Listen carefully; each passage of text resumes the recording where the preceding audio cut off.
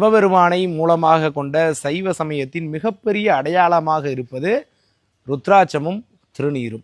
இதில் நிறைய கேள்வி என்னன்னா, நிறைய பேருக்கு ருத்ராட்சம் அணியலாமா, குறிப்பாக பெண்கள் அணியலாமா, மாதவிடாயெல்லாம் இருக்கே, இது சாத்தியமா, அது தீட்டா, அப்படிலாம் நிறைய கேள்வி. நிறைய பேர் குழப்பியும் விட்டுருக்காங்க.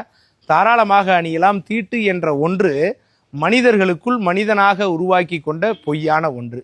இறைவனிடம் அதெல்லாம் கிடையவே கிடையாது. இறைவன் என்றும் நம்மோடு நம்முள் அரவணைப்பையும் அன்பை மட்டுமே கொடுத்து கொண்டிருக்கிறார். அதனால தாராளமாக ஆண்களும் பெண்களும் 30 நாட்களும் இந்த ருத்ராட்சத்தை கழுத்தில் அணியலாம். எந்த விதமான தீட்டும் கிடையாது. ஆனா இதை தாண்டிய பெரிய கேள்வி என்னன்னா, அசைவம் சாப்பிடலாமா? நிறைய பேர் என்கிட்ட கேட்ட கேள்வியே, நான் அசைவம் சாப்பிடுவேன், ருத்ராட்சம் அணிந்து கொண்டு சாப்பிடலாமா? இப்போ நான் அசைவம் என்பதற்கு என்ன சொல்ல வரேன்னா, ருத்ராட்சம் என்பதை நீங்க விட்டுருங்க.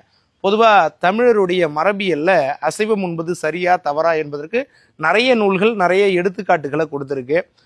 எல்லோராலும் ஏற்றுக்கொள்ளப்பட்ட உலக பொதுமறை என்று அழைக்கப்படுகின்ற திருக்குறள்ல புலால் மறுத்தல் அப்படின்னு ஒரு அதிகாரம், அதில் ஒரு அற்புதமான குறளை சொல்லி உங்களுக்கு விளக்கலாம் அப்படின்னு இருக்க. கொல்லான் புலாலை மறுத்தானை கைகூப்பி எல்லா உயிர்களும் தொழும். எவன் ஒருவன் ஒரு உயிரை கொன்று உண்ணாமல் இருக்கிறானோ அவனை அந்த உயிர்கள் கைகூப்பி வணங்கும் என்று வள்ளுவ பெருந்தகை சொல்லி இருக்கிறார். நீங்க ருத்ராட்சத்தை விட்டுருங்க. அப்ப பொதுவாகவே அசைவம் சாப்பிடுவது ஒரு பாவச் செயல் என்று வள்ளுவர் சொல்லியிருக்கிறார்.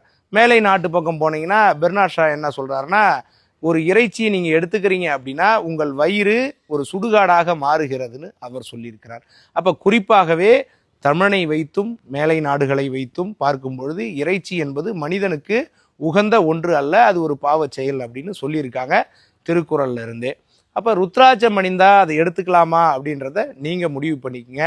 ருத்ராட்சம் அணிந்த பிறகு நீங்கள் அசைவம் சாப்பிடுபவர்களாக இருந்தாலும் உங்களை அறியாமல் அந்த உணர்வு சிவத்தன்மை உங்களுக்குள் உருவாக தானாக நிச்சயமாக அசைவத்திலிருந்து வெளிவருவதற்கான வாய்ப்பு அதிகமாக இருக்கிறது.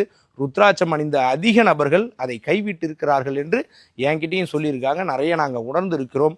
அதனால் இறைவன் நம்மை வழி நடத்துவார். மனதில் எந்த ஒரு குழப்பத்தையும் வைத்து கொள்ளாமல் தெளிவான மனநிலையை உருவாக்கி கொண்டு சைவத்தின் அடையாளமாக இருக்கக்கூடிய சிவபெருமானின் தன்மையை நமக்குள் உருவாக்கக்கூடிய ருத்ராட்சத்தை தாராளமாக எல்லோரும் அணிந்து கொள்ளுங்கள்.